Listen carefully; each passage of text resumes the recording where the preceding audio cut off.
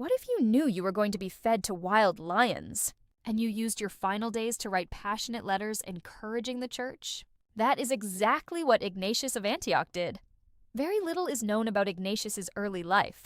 Tradition says he was born around AD 35 and was a direct disciple of the Apostle John.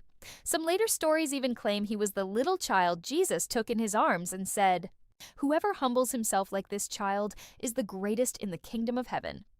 While that specific story is likely legendary, it shows how highly the early church remembered him. By the late 1st century, Ignatius had become the respected bishop of Antioch, one of the largest and most important Christian communities at the time. He was known as a bold, passionate leader who emphasized unity and sound doctrine. Around AD 107, during the reign of Emperor Trajan, Ignatius was arrested for being a Christian.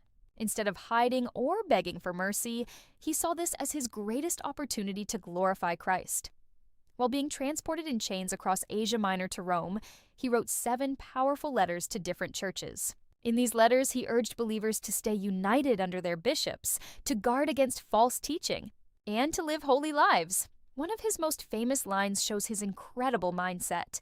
"I am God's wheat, and I am being ground by the teeth of wild beasts so that I may become pure bread for Christ." He even begged the Christians in Rome not to try to save him, writing, "Let me be food for the wild beasts. I am the wheat of God, and I am ground by the teeth of the wild beasts, that I may be found the pure bread of God." Ignatius was ultimately thrown to the lions in the Roman Colosseum and became a martyr.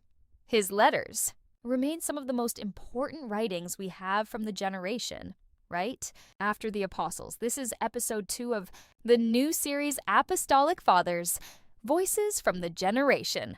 After the Apostles. Which part of Ignatius's story impacted you the most? Drop it in the comments, smash that like button if you want more from this series, and follow a hero's Unshaken faith. Next episode, Polycarp of Smyrna, the 86-year-old disciple of John who refused to deny Jesus. See you there!